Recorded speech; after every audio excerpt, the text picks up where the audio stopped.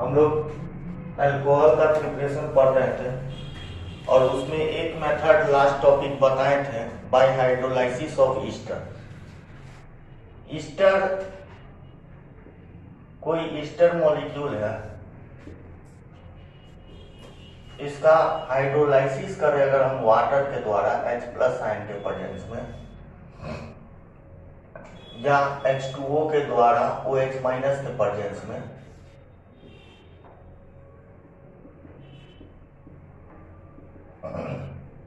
तो हम बोले थे कि यहां से बॉन्ड तोड़ोगे, इधर OH C के साथ OH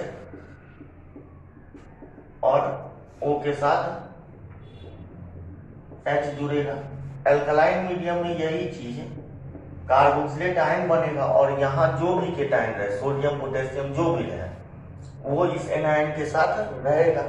अगर मेटल का जिक्र नहीं किया, सिर्फ OH- है तो कार्बोक्सिलेट आयन बना दोगे और साथ में R- बनाओगे, है ना। बॉन्ड यहां से टूटता है, ये बात फिक्स है C और O के लिए। अब जैसे कुछ एग्जाम्पल हम लोग देखते हैं।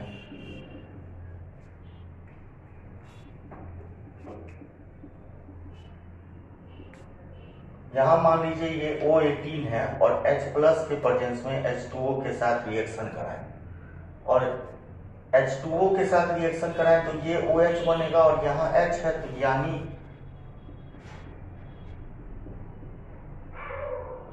जो कार्बोक्सिलिक एसिड है वो नॉर्मल ऑक्सीजन वाला OH रहेगा और ये C2H5 O18 है। O18 किसके साथ जाएगा? अल्कोहल के साथ।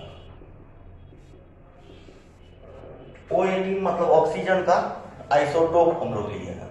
नॉर्मल ऑक्सीजन O16 है और वो स्पेशली ऑक्सीजन का आइसोटोप है। दूसरा एग्जांपल हम इसी में बता रहे हैं। मान लीजिए ये C2H5 ये नॉर्मल ऑक्सीजन है और डाइल्यूट H2SO4 मिलाएं H2O18 है। यहाँ जो वाटर मिला रहे हैं वो O18 है, तो इस केस में O18 जो है वो कार्बोक्सिलिक एसिड के साथ जाएगा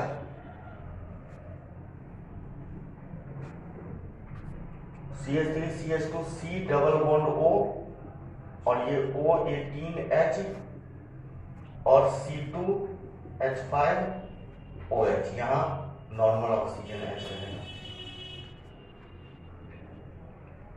मतलब यहाँ पर जो हमको ये बात जानने की जरूरत होती है कि बॉन्ड यहीं टूटेगा, यहाँ नहीं। किसी के दिमाग में आएगा सर वाटर जोड़ेंगे तो बात तो बराबर है, हम यहाँ से भी बॉन्ड तोड़ दे और इधर OH लगा दे और इधर H लगा दे तो वही प्रोडक्ट बनेगा, तो ठीक है तुम तत्काल बना सकते हो। लेकिन जहाँ ऐसा मामला आ जाए कि एक O18 दे दिया गया है तो उस जगह पे हम लोग नहीं बता सकते हैं कि किसके साथ जुड़ेगा और किसके साथ नहीं जुड़ेगा। तो ऐसे क्वेश्चन के लिए ये कॉन्सेप्ट काम आता है। बात समझ में आए? इसको नोट कीजिए, फिर मैकेनिज्म बताते हैं।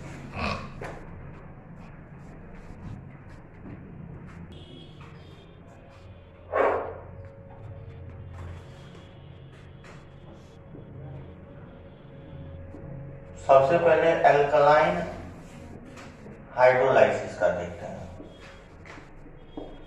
एल्कलाइन हाइड्रोलाइसिस में एल्कलाइन मीडियम में हाइड्रोलाइसिस हुआ, कार्बोक्सिलिक आयन बना और अल्कोहल बना। ये ईस्टर है। इसमें सबसे पहले जो OH- आयन है वो इस कार्बन पर, यहाँ पार्शियल निगेटिव और ये कार्बन पर पार्शियल पॉजिटिव चार्ज है, तो इस पॉजिटिव चार्ज पर न्यूक्लो फैलिक अटैक करता है और पाई बॉन्ड टूट के ऑक्सीजन पर चला जाता है। O पे माइनस चार्ज आता है और यहाँ OH जुड़ जाता है, OR- आ जाता है। अब OR- आ गया तो यहाँ के बाद दो तरीका कर सकते हैं, या तो डायरेक्ट इसको हम चाहें तो हटा दें, ये इसमें से निकलता है, O पे माइनस आता है और ये जैसे ही निकला तो यहाँ प्लस चार्ज आया तो ये वापस अपना डबल बॉन्ड मेंटेन करता है।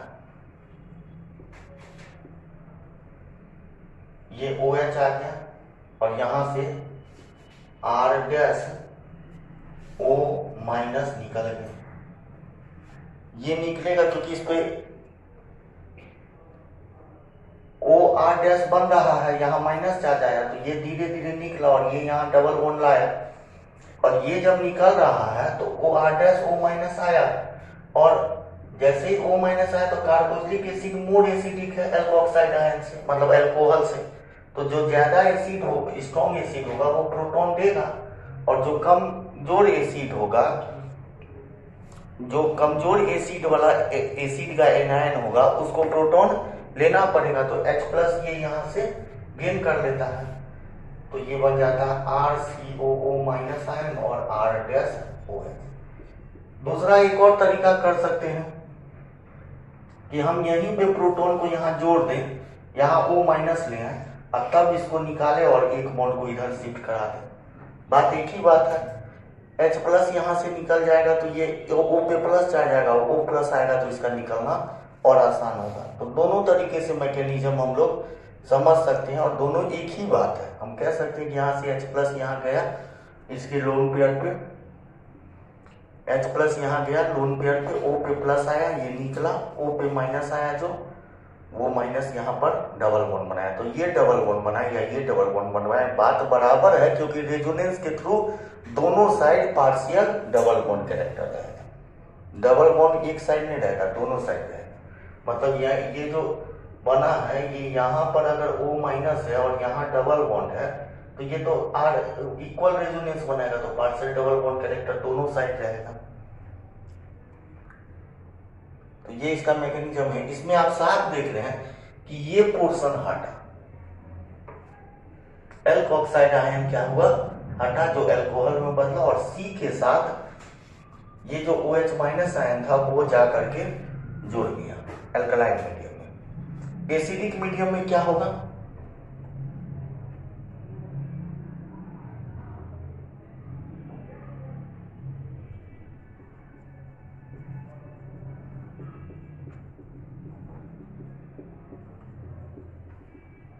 एसिडिक मीडियम में H+ के केस में प्रोटोनेशन हो जाएगा।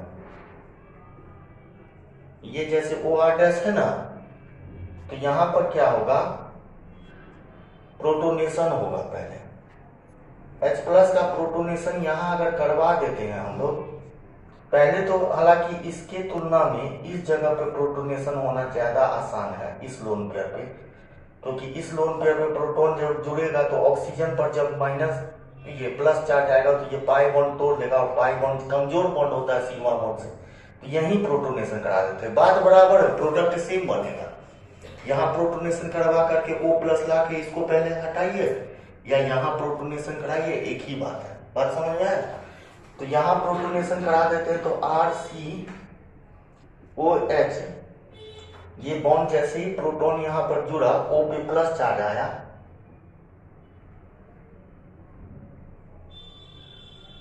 और O पे प्लस चार्ज आएगा तो एक इलेक्ट्रॉन पाई इलेक्ट्रॉन यहां से तोड़ लेगा,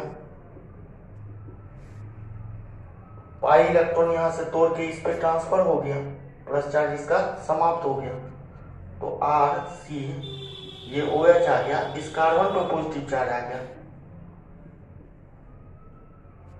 अब तो चूंकि है हाइड्रोलाइसिस कर रहे हैं मतलब वाटर का अटैक हो रहा है तो वाटर लोन पेयर इलेक्ट्रॉन लेकर के न्यूक्लियोफिलिक अटैक इस कार्बन पर करता है। तो जब न्यूक्लियोफिलिक अटैक करेगा तो क्या होगा, O पर प्लस चार्ज आएगा और ये OR डैश होगा, यहां लोन पेयर है। यही इसीलिए हम बोलते हैं कि अगर यहाँ एसिडिक मीडियम में H2O O18 रहे तो O18 लेके अटैक करता तो O18 यहाँ रहता। बात समझ में आया? OH के रूप में। अब इसको आप लोग नोट कीजिए, पहले इतना जगह नहीं है जो हम इसको कंप्लीट करेंगे। इसमें से होगा अब कुछ नहीं, अब ये वो प्रोटॉन को भेज देंगे इस ऑक्सीजन पर, इस ऑक्सीजन में प्लस चार्ज आएगा, इसका प्लस चार्ज समाप्त हो जाएगा, ये निकलेगा और यहाँ से H+ निकाल के डबल बॉन्ड वापस। हाँ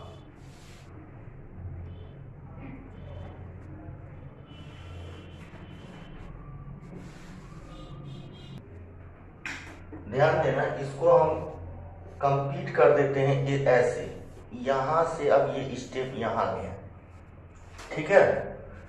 H प्लस आयन यहां से जोड़ देते हैं इसमें, ये वापस अपना इलेक्ट्रॉन खींच लिया, ऑक्सीजन इलेक्ट्रॉन खींचा तो इस पर प्लस चार्ज समाप्त हो गया, तो ये क्या बन गया RC, ये OH, ये OH, और यहां पर आ गया आपका ये भी OH है ना, और ये हो गया हमारे पास, इसको नीचे लिखते हैं, ये भी OH हो गया, और ये हमारे पास हो गया OR डैश, और इस O के साथ H जुड़ गया है, और इस पर आ गया प्लस चार्ज। क्लियर, सब लोग को समझ में आया। और ये अब यहां से वापस रिमूव होगा एल्कोहल, और यहां से ये H प्लस आयन निकलेगा, ये H प्लस निकलेगा, ये H प्लस निकले, बात बराबर ही है, और ये वापस यहां पर डबल बॉन्ड बनाएगा, तो क्या होगा, एक तो हमारे पास हो गया RC डबल बॉन्ड O, और ये वाला OH रह गया, और यहां पर प्लस में R डैश OH एल्कोहल। इसी को थोड़ा दूर दूर करके आप लोग बना लीजिएगा साफ सुथरा सा।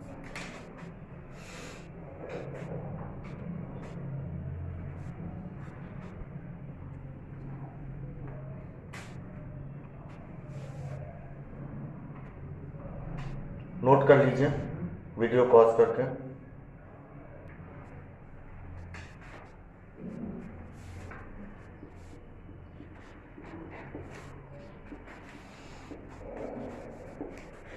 अल्कोहल का हम लोग फिजिकल प्रॉपर्टी पढ़ते हैं। सबसे पहले फिजिकल स्टेट का बात करें तो अल्कोहल फ्रॉम कार्बन संख्या 1 टू कार्बन संख्या 11, मतलब एक कार्बन से लेके 11 कार्बन तक का अल्कोहल, मिथेनॉल से लेके 11 कार्बन तक का अल्कोहल एग्जिस्ट करता है एज लिक्विड, मतलब गैस में कोई भी अल्कोहल एग्जिस्ट नहीं करता, चाहे कितना छोटा हो। इसका कारण क्या है, due to presence of OH group, इसमें OH ग्रुप है, और OH ग्रुप में ऐसा हाइड्रोजन है जो हाईली इलेक्ट्रोनेगेटिव एटम ऑक्सीजन से बॉन्डेड है। कोई हाइड्रोजन ऑक्सीजन, नाइट्रोजन या फ्लोरीन से बॉन्डेड हो तो वो हाइड्रोजन बॉन्ड बनाने के लिए कैपेबल होता है। OH group it associated by intermolecular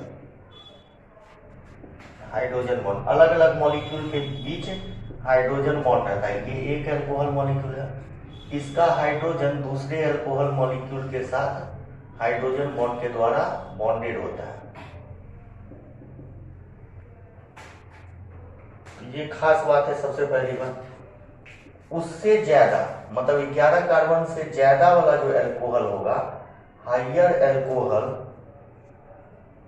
exist as solid, उससे ज्यादा कार्बन एटम वाला जो अल्कोहल होगा वो सॉलिड स्टेट में एग्जिस्ट करता है। क्यों ऐसा हो रहा है, क्योंकि हम जानते हैं as molecular weight increase, molecular weight या नंबर ऑफ कार्बन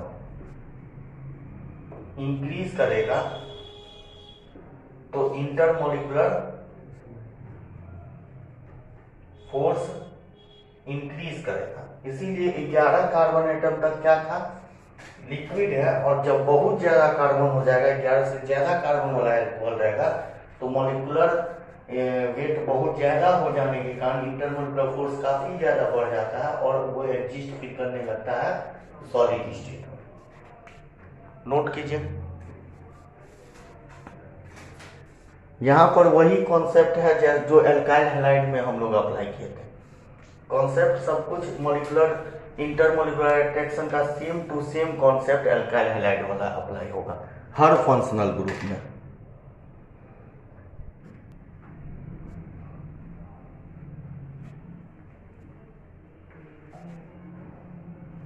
अगर हम लोग डेंसिटी का बात करें तो अल्कोहल जो है, density of alcohol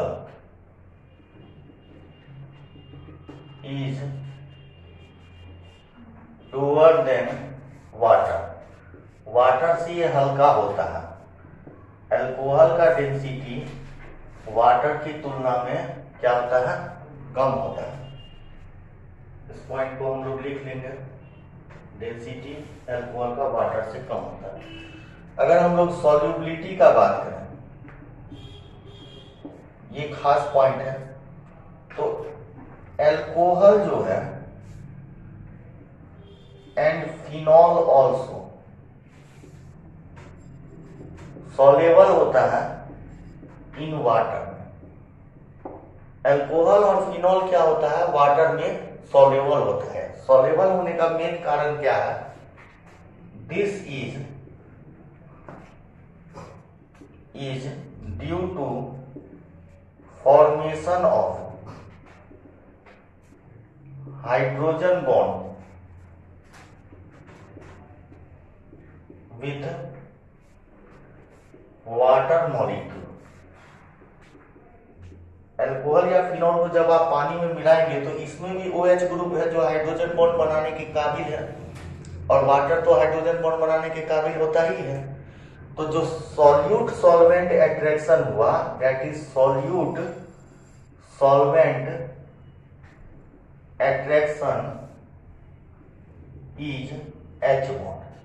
hydrogen bond ही है सॉल्यूट सॉल्वेंट का अट्रैक्शन। जब इसको पानी में मिलाएंगे तो अल्कोहल मॉलिक्यूल वाटर मॉलिक्यूल के साथ हाइड्रोजन बॉन्ड बना देता है, और जब कोई सॉल्यूट सॉल्वेंट के साथ एक अच्छा खासा फोर्स के साथ अट्रैक्ट हो जाएगा तो वो सॉल्यूट सॉल्वेंट में डिसॉल्व हो जाएगा।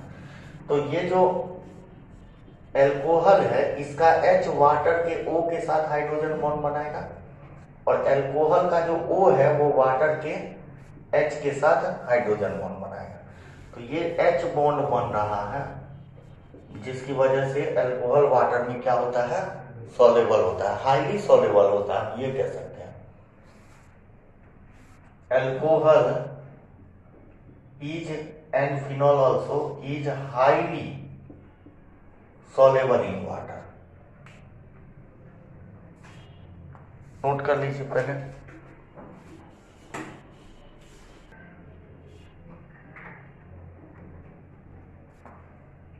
देखो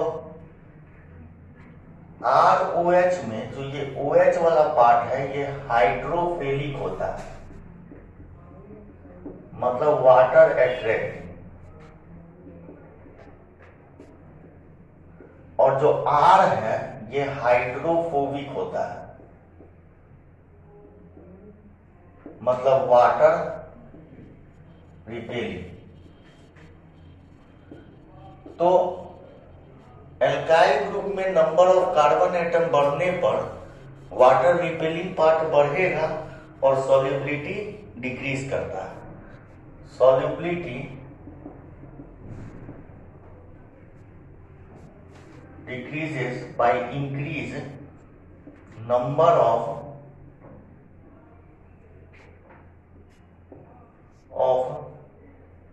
carbon atom in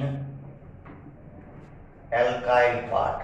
alkyl part में कार्बन का संख्या बढ़ने पर सॉल्युबिलिटी घटता है, क्योंकि वाटर रिपेलिंग पार्ट मजबूत होते जाता है तो सॉल्युबिलिटी डिक्रीज करने लगता है। इसीलिए सॉल्युबिलिटी का अगर हम लोग बात करें तो सबसे ज्यादा मिथेनॉल सॉल्युबल होगा, उससे कम होगा इथेनॉल, उससे कम होगा प्रोपेनॉल।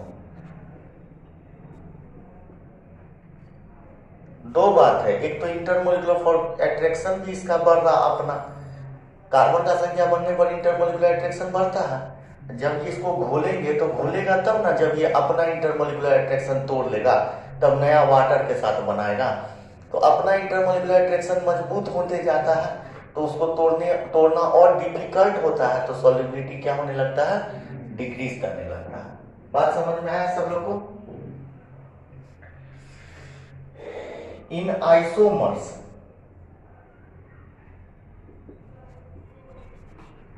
आइसोमर्स में सॉल्युबिलिटी डायरेक्टली प्रोपोर्शनल होता है ब्रांचिंग का। मतलब सॉल्युबिलिटी का जो ऑर्डर हुआ वो टर्सरी अल्कोहल सबसे ज्यादा सॉल्युबल होगा, उससे कम सेकेंडरी, उससे कम प्राइमरी आइसोमर में। जैसे फॉर एग्जांपल मान लीजिए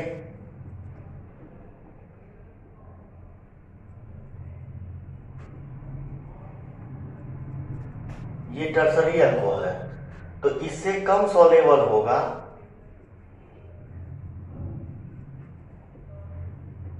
ये सेकेंडरी अल्कोहल, और उससे कम सॉल्युबल होगा ये प्राइमरी अल्कोहल। लेकिन ये कॉन्सेप्ट कब अप्लाई करेंगे? आइसोमर्स में। जैसे इसमें भी 4 ही कार्बन है और इसमें भी 4 ही कार्बन है और इसमें भी 4 ही कार्बन है। अगर आइसोमर नहीं है तब तो जिसका कार्बन ज्यादा है वो कम सॉल्युबल होगा, जिसका कार्बन कम है वो ज्यादा सॉल्युबल होगा। लेकिन अगर आइसोमर्स है तो जो टर्सरी है वो ज्यादा सॉल्युबल होता है, उससे कम सेकेंडरी और उससे कम प्राइमरी। अप्लाई होगा इन आइसोमर, आइसोमर्स के लिए अप्लाई होगा। तो प्राइमरी सबसे कम सॉल्युबल होता है। तो इसका भी रीजन वही है कि आइसोमर्स में जो टर्सरी है ब्रांचिंग बढ़ने पर इंटरमॉलिक्यूलर अट्रैक्शन कमजोर हो जाता है। ये बात हम लोग एल्काइल हैलाइड में भी पढ़ रहे हैं कि ब्रांचिंग होने पर इंटरमॉलिक्यूलर अट्रैक्शन कम होता है, इसलिए बॉइलिंग पॉइंट भी कम होता है। तो इंटरमॉलिक्यूलर अट्रैक्शन कमजोर हो जाएगा तो जल्दी टूट जाएगा, जल्दी टूट जाएगा तो जल्दी घुल जाएगा, ज्यादा घुलेगा। ये कम टूटेगा, इंटरमॉलिक्यूलर अट्रैक्शन मजबूत है तो। ब्रांचिंग होने पर सरफेस एरिया घटता है, इसलिए इंटरमॉलिक्यूलर अट्रैक्शन कमजोर होता है, बॉइलिंग पॉइंट कम होता है। बात समझ में आ गया? तो ये रीजन है इसका, नोट कर लीजिए।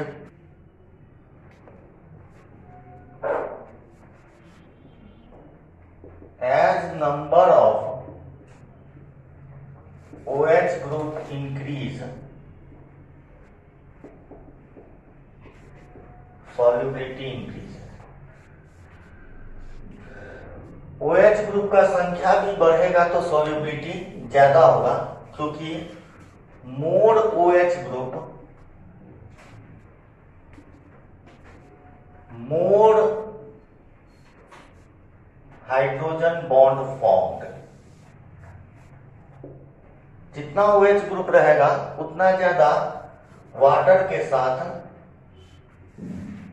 हाइड्रोजन बॉन्ड का फॉर्मेशन होगा और सॉल्युबिलिटी उतनी अधिक होगी। यही कारण है कि solubility,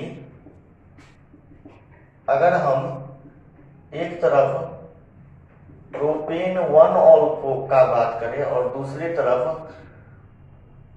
1,2 die propanol, propane diol का बात करें हम लोग, तो 2 OH वाला का सॉल्युबिलिटी ज्यादा होगा। और ग्लिसरॉल जिसमें 3 OH रहता है तीनों कार्बन के साथ, तो उसमें इसमें इन सब में तो कार्बन का संख्या सेम है, OH का संख्या डिफर कर रहा है। तो OH का संख्या जिसमें ज्यादा होगा सॉल्युबिलिटी उसका क्या रहेगा? ज्यादा रहेगा। इवन कार्बन का संख्या अलग अलग भी होता है, तो OH का संख्या बढ़ने पर सॉल्युबिलिटी ज्यादा होता है। ये खास बात है, नोट कर लीजिए।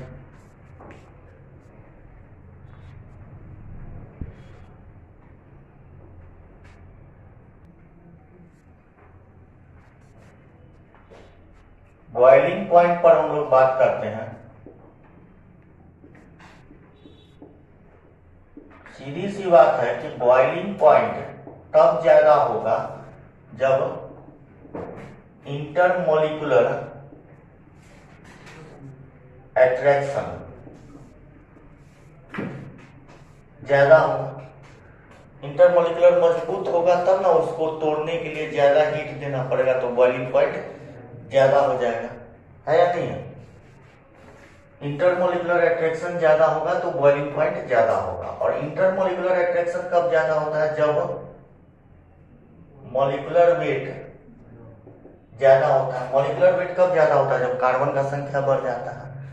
कार्बन का संख्या बढ़ेगा तो मॉलिक्यूलर वेट बढ़ेगा और बॉइलिंग पॉइंट ज्यादा होगा। तो as number of carbon atom increase, boiling point increases. Carbon का संख्या बढ़ने पर बॉइलिंग पॉइंट बढ़ता है। सेंटेंस लिख देते हैं।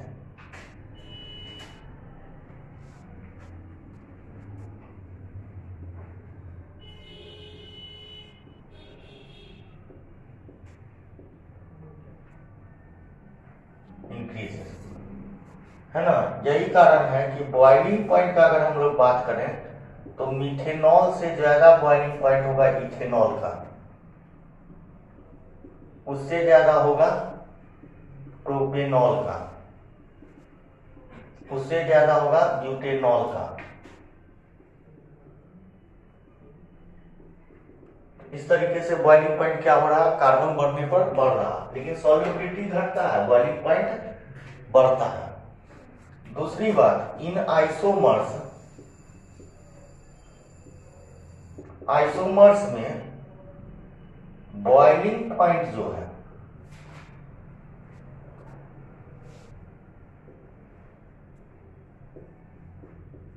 डिक्रीज करेगा,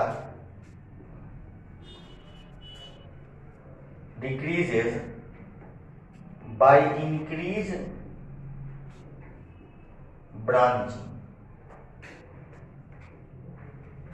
ब्रांचिंग होने से बॉइलिंग पॉइंट डिक्रीज करता है। क्यों होता है ऐसा? क्योंकि since by branching surface area decrease करता है,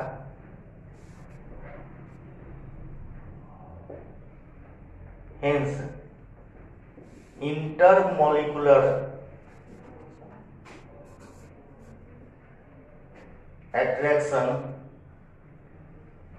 decreases।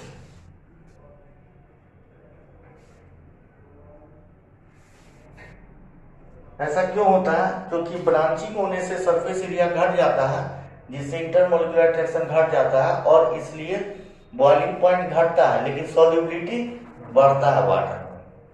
नोट कीजिए।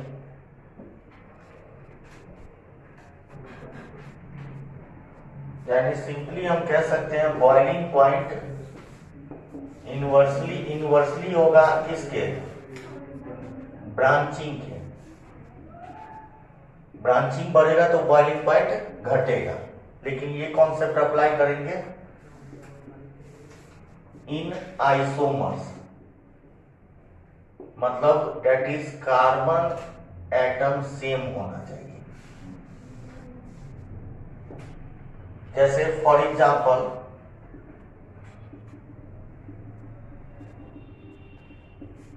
ये ब्यूटेन 1 ऑल है, दूसरा ये ब्यूटेन 2 ऑल है, और तीसरा मतलब ये सेकेंडरी हो गया और ये टर्सरी ले लेते हैं, टर्सरी ब्यूटाइल अल्कोहल है। ये नॉर्मल ब्यूटाइल अल्कोहल है, ये सेक ब्यूटाइल अल्कोहल है, टर्सरी ब्यूटाइल अल्कोहल है। तो ब्रांचिंग होने से बॉइलिंग पॉइंट घटता है, तो ये बॉइलिंग पॉइंट का ऑर्डर हो। बात समझ में आया? दूसरी बात, boiling point increases by increase number of OH group. OH group बढ़ेगा तो वो जो अपने में भी हाइड्रोजन बॉन्ड बनाया है वो मजबूत होगा, और इसलिए बॉइलिंग पॉइंट क्या होगा? ज्यादा होगा। यानी बॉइलिंग पॉइंट जो है वो इथाइलिन ग्लाइकोल का ज्यादा होगा। ये इथाइलिन ग्लाइकोल है, इसका ज्यादा होगा इथेनॉल से। 2 कार्बन का अल्कोहल ये भी है, लेकिन ये डाइऑल है और ये एक ऑल है, मोनोऑल है, मोनोहाइड्रिक है, और ये डाइहाइड्रिक है। तो इथाइलिन ग्लाइकोल का ज्यादा होगा किससे? इथेनॉल से, क्योंकि इसमें ज्यादा OH है तो ज्यादा हाइड्रोजन बॉन्ड बनेगा, तो ये अपने मॉलिक्यूल में इसका इंटरमॉलिक्यूलर अट्रैक्शन ज्यादा मजबूत रहेगा। इसीलिए हम लोग इथाइलिन ग्लाइकोल को हाई बॉइलिंग सॉल्वेंट कहते हैं। मतलब बॉइलिंग पॉइंट ये ऐसा सॉल्वेंट है जिसका बॉइलिंग पॉइंट काफी ज्यादा होता है। नोट कीजिए।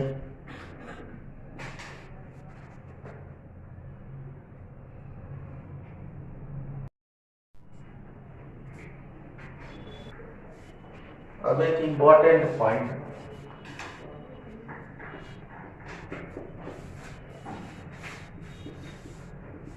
Boiling point of alcohol is higher than, ज्यादा होता है other class of organic compound, like other class का जो ऑर्गेनिक कंपाउंड है जैसे हाइड्रोकार्बन, कॉमा एल्काइल हैलाइड या ईथर, एल्डिहाइड, कीटोन एक्सेट्रा। इन सब से क्या होता है, अल्कोहल का बॉइलिंग पॉइंट ज्यादा होता है, लेकिन तुलना करना है कंपैरेबल मॉलिक्यूलर मास में।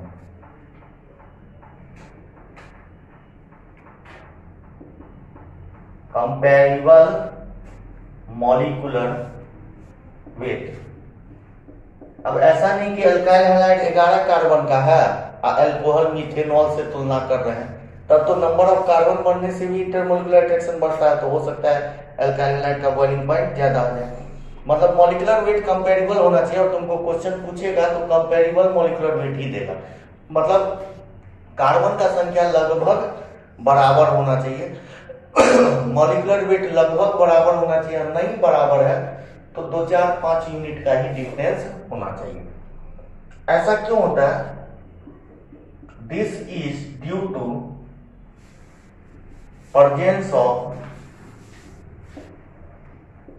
Strong intermolecular hydrogen bond.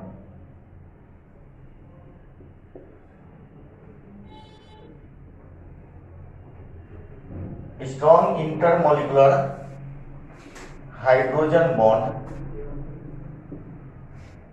in alcohol molecules between alcohol molecules which is not in other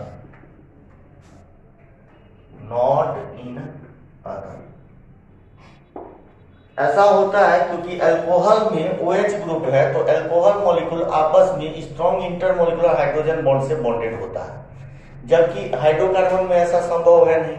alkyl halide में कार्बन हाइड्रोजन है तो डाइपोल डाइपोल होगा, वो कमजोर होगा। ईथर में ऑक्सीजन के साथ 2 अल्काइल ग्रुप है, तो इसमें तो हाइड्रोजन ही नहीं है जो हाइड्रोजन बॉन्ड बनाने के काबिल हो। कीटोन में या एल्डिहाइड में अगर हाइड्रोजन है भी तो वो कार्बन से बॉन्डेड है, ऑक्सीजन से बॉन्डेड नहीं है। ऐसा हाइड्रोजन होना जरूरी है हाइड्रोजन बॉन्ड के लिए जो ऑक्सीजन से बॉन्डेड हो, तो ये भी हाइड्रोजन बॉन्ड नहीं बना सकता, एल्डिहाइड भी नहीं बना सकता और कीटोन भी नहीं बना सकता, क्योंकि इसमें भी हाइड्रोजन एब्सेंट है। लेकिन एक कंपाउंड है carboxylic acid, carboxylic acid hydrogen bond बना सकता है। इनकम्पैरेबल मॉलिक्यूलर वेट, केवल इसमें एक्सेप्ट लिख दे रहे हैं carboxylic acid COOH।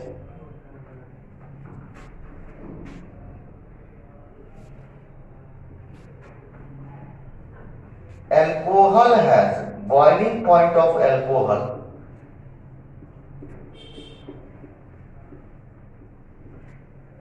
is lower than carboxylic acid. Carboxylic acid से कम होता है, यानी RC⋯OOH है, इसमें हाइड्रोजन बॉन्ड बनाने के लिए काबिल हाइड्रोजन है, तो ये हाइड्रोजन बॉन्ड बना सकता है। और इसमें ज्यादा एक्सटेंसिव हाइड्रोजन बॉन्ड बनेगा एज कंपेयर टू अल्कोहल, क्योंकि इसमें 2 ऑक्सीजन हाइड्रोजन बॉन्ड बना सकता है और 1 हाइड्रोजन। अब ये भी ऑक्सीजन दूसरे कार्बोक्सिलिक एसिड के मॉलिक्यूल के हाइड्रोजन के साथ हाइड्रोजन बॉन्ड बना सकता है। भाई हाइड्रोजन तो दूसरे मॉलिक्यूल में होगा, उससे बना सकता है ये, और ये भी ऑक्सीजन बना सकता है, और ये हाइड्रोजन दूसरे कार्बोक्सिलिक एसिड मॉलिक्यूल के ऑक्सीजन के साथ बना सकता है। समझे? तो ज्यादा एटम है हाइड्रोजन बॉन्ड बनाने वाला। तो ऐसा क्यों होता है? दिस इज इसमें भी हाइड्रोजन बॉन्ड बनेगा, इंटरमोलिकुलर हाइड्रोजन बॉन्ड अल्कोहल में भी बनेगा, लेकिन इसमें ज्यादा एक्सटेंसिव हाइड्रोजन बॉन्ड बनेगा। This is due to more extensive hydrogen bond. ये जो एक्सेप्ट कार्बोक्सिलिक एसिड लिख रहा है ना, ये यहां लिखना accept COOH, more extensive hydrogen bond formed by carboxylic acid molecules, carboxylic acid molecules। यानी बॉइलिंग पॉइंट जो है वो RCOOH का ज्यादा होता है एल्कोहल से, केवल कार्बोक्सिलिक एसिड का ज्यादा होता है। कंपेरेबल मॉलिक्यूलर वेट रहेगा तो नोट कर लीजिए।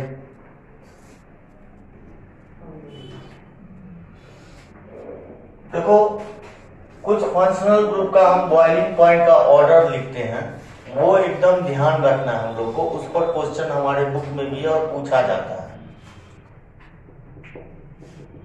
बॉइलिंग पॉइंट का अगर हम लोग बात करें तो एल्कोहल सबसे ज्यादा रखेंगे, इससे ज्यादा कार्बोक्सिलिक एसिड है, ये केवल ध्यान रखना है। ऑर्डर में नहीं लिख रहे, ऑर्डर में हम इंपॉर्टेंट फंक्शनल ग्रुप लिख रहे हैं जिस पर पूछा जाता है। इससे कम हो जाएगा आपका एल्डिहाइड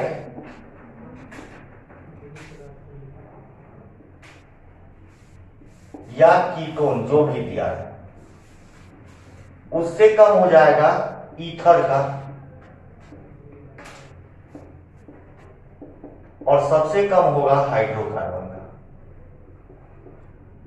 इतना फंक्शनल ग्रुप का ऑर्डर ध्यान रखें। इस पर क्वेश्चन है हमारे बुक में भी। इसमें हाइड्रोजन बॉन्ड है, इसमें डाइपोल डाइपोल अट्रैक्शन है, और इसमें भी डाइपोल डाइपोल अट्रैक्शन है, लेकिन इसमें जो डाइपोल डाइपोल अट्रैक्शन होगा वो ज्यादा मजबूत होगा, क्योंकि एक डायरेक्शन में इलेक्ट्रॉन का मूवमेंट है ऑक्सीजन की तरफ। लेकिन यहां ऑक्सीजन जो इलेक्ट्रॉन खींच रहा वो सिग्मा इलेक्ट्रॉन, दोनों सिग्मा इलेक्ट्रॉन को ही खींच रहा और दो अलग अलग एंगल पे खींच रहा, मतलब अलग अलग डायरेक्शन से। तो रिजल्टेंट इसका कमजोर होगा, इसलिए इसमें पोलैरिटी कम आएगा, और पोलैरिटी कम आएगा तो डाइपोल डाइपोल अट्रैक्शन कमजोर बनेगा, इसलिए बॉइलिंग पॉइंट कम हो गया। इसमें पाई इलेक्ट्रॉन और सिग्मा इलेक्ट्रॉन दोनों को खींच रहा, तो पोलैरिटी इसमें ज्यादा रहेगा, और हाइड्रोकार्बन में ऑक्सीजन है ही नहीं, तो इसका बॉइलिंग पॉइंट और कम होगा। अब जैसे आपके बुक में एक क्वेश्चन, ये क्वेश्चन है इसका प्रॉपर्टी के ठीक बाद,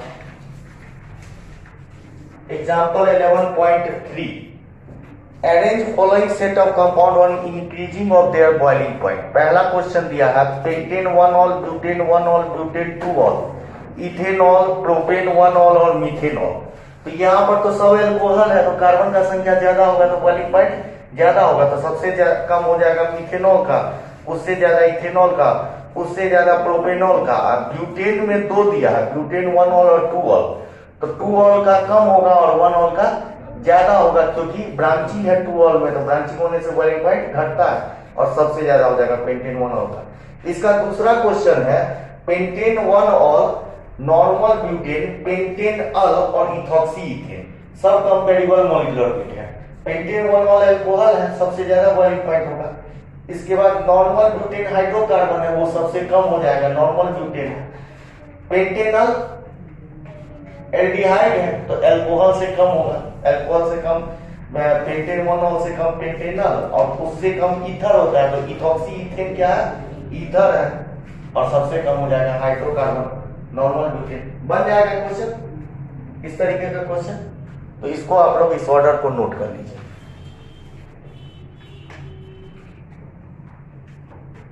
ये होमवर्क नोट कर लीजिए, इसको बना लेना है। एग्जांपल 11.3 एनसीईआरटी में है।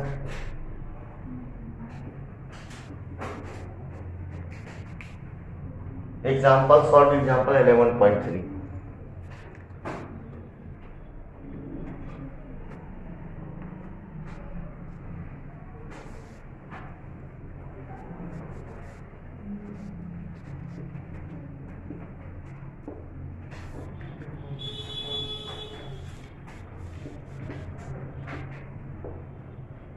केमिकल प्रॉपर्टीज में सबसे पहले reaction due to acidic hydrogen.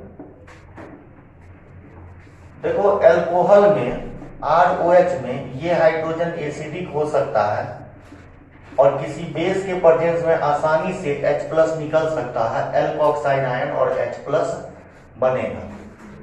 तो अगर हम इसको मेटल से रिएक्ट कराएं, अल्कोहल रिएक्ट करता है विथ रिएक्टिव मेटल जैसे सोडियम, एल्युमिनियम, मैग्नीशियम, इन सब से रिएक्शन कराएं तो कैसे कोई एसिड HCl को भी अगर तुम जिंक से, सोडियम से, इन सब से रिएक्शन कराओगे तो तुम लोग पढ़े हो ZnCl2 बनता है और हाइड्रोजन गैस निकलता है ना। बैलेंस करने के लिए यहाँ 2 लगाते हो। ये क्यों हुआ? इसका एसिडिक नेचर के कारण H+ में ये टूटा और उस H+ को मेटल इलेक्ट्रॉन डोनेट करके न्यूट्रल कर दिया। वो न्यूट्रल हाइड्रोजन H2 गैस के रूप में निकला और इसका Cl- और जिंक में से जो इलेक्ट्रॉन निकला वो Zn2+ बन गया। वो Zn2+ ZnCl2 बना दिया। तो ये इसके एसिडिक नेचर के कारण हुआ।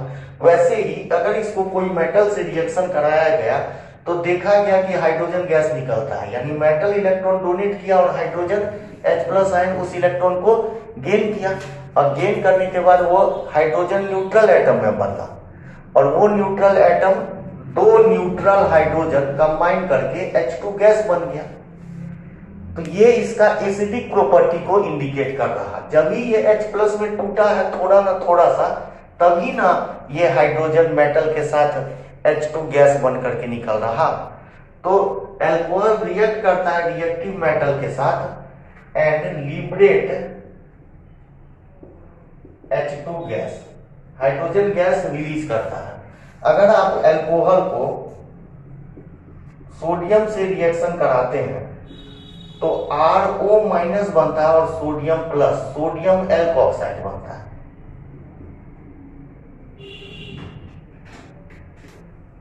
सोडियम एल्कोक्साइड और जो हाइड्रोजन है वो इलेक्ट्रॉन गेन करके H2 गैस बन जाता है। बैलेंस करने के लिए मेरे पास रास्ता था कि यहाँ 2 या यहाँ 2 लगाते, यहाँ 2 और यहाँ 2 लगाते, तब हाइड्रोजन 2 होकर के बनता, बैलेंस होता। तो हम यहाँ और यहाँ लगाने के बजाय यही हाफ कर दिए तो एक हाइड्रोजन और यहाँ एक हाइड्रोजन। हुआ कैसे? यहाँ पर सोडियम इलेक्ट्रॉन लॉस किया और जो H+ आयन है ROH टूटा RO- में और H+ में और ये H+ आयन इलेक्ट्रॉन गेन करके H एटम बनता और ऐसे ऐसे 2 H एटम कंबाइन करके हाफ मोल H2 के रूप में लिबरेट हो रहा। मतलब सोडियम जो इलेक्ट्रॉन लॉस किया वो उस इलेक्ट्रॉन को ये हाइड्रोजन गेन किया। ये इसका एसिडिक नेचर को शो कर रहा है ना। नोट कीजिए।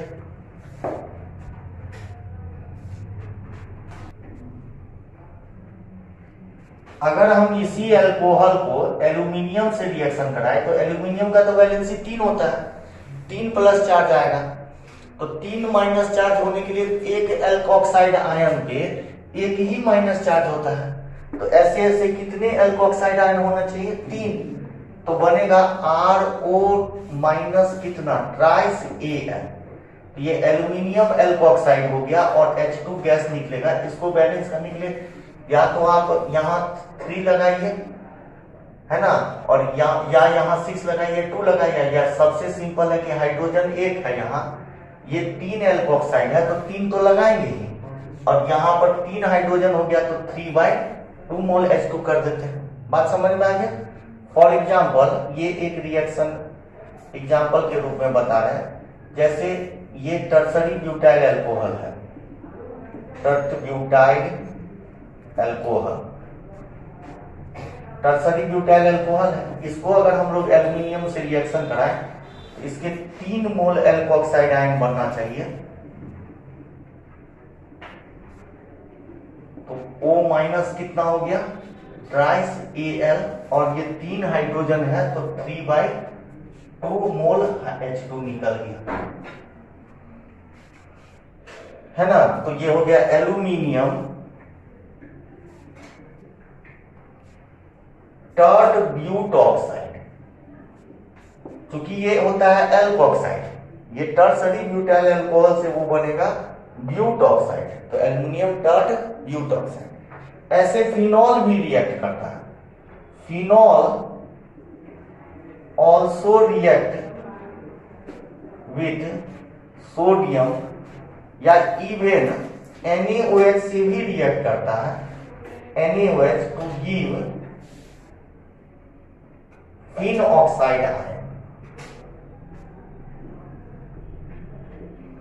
अगर आप फिनॉल को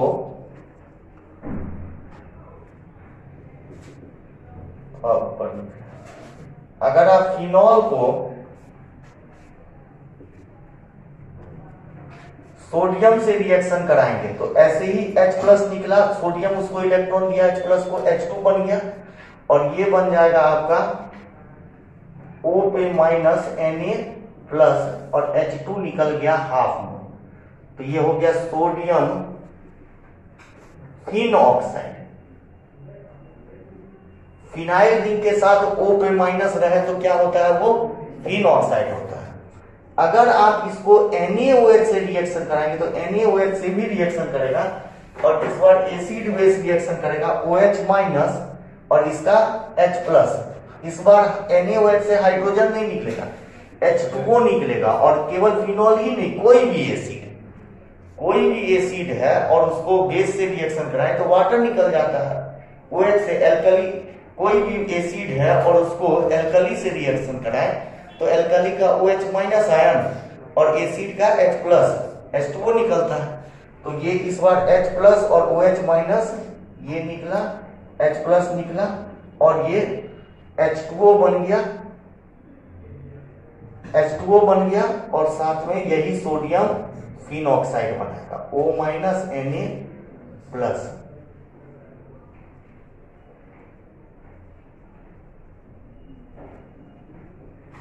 चलिए नोट कीजिए, ऊपर वाला रिएक्शन नोट कीजिए, ऊपर थोड़ा मिटाइए, ऊपर पहले नोट कीजिए, समझना, ध्यान देना। ये सब जो रिएक्शन है, ये सब रिएक्शन अल्कोहल और फिनॉल का किस नेचर को इंडिकेट कर रहा है, एसिडिक नेचर को। These reactions indicate acidic nature of alcohol and phenol. देखो, acidic strength of alcohol and acidic strength of phenol, किससे ये ज्यादा एसिडिक है, किससे ये कम एसिडिक है। अल्कोहल में भी प्राइमरी, सेकेंडरी, टर्सरी का एसिडिक का स्ट्रेंथ का क्या ऑर्डर है, ये सब पढ़ाया गया है। ये आप लोग को रिवाइज करना है फ्रॉम एसिडिक स्ट्रेंथ। यहां पर तुलना करना होगा कि अल्कोहल को कार्बोक्सिलिक एसिड से तुलना करें तो कार्बोक्सिलिक एसिड की तुलना में कम एसिडिक है, फिनॉल भी कार्बोक्सिलिक एसिड की तुलना में कम एसिडिक है, अलग अलग फंक्शनल ग्रुप से, है ना। अब फिनॉल में भी ऑर्थो पैरा पोजीशन पर अगर इलेक्ट्रॉन विड्रॉइंग ग्रुप लग जाता है तो एसिडिक स्ट्रेंथ बढ़ जाता है। इस सब का रीजन हम समझाए हुए हैं एनायन का स्टेबिलिटी के बेसिस पर। तो रिवाइज करना है, एसिडिक स्ट्रेंथ से GOC टॉपिक में, ये आपके बुक में दिया हुआ है इन दोनों का एसिडिक स्ट्रेंथ, GOC से इसको रिवीजन कर लेना। GOC में हम बताए भी हैं थे जब पढ़ा रहे थे कि ये NCERT में दिया हुआ है, इस जगह को नोट कर लीजिए।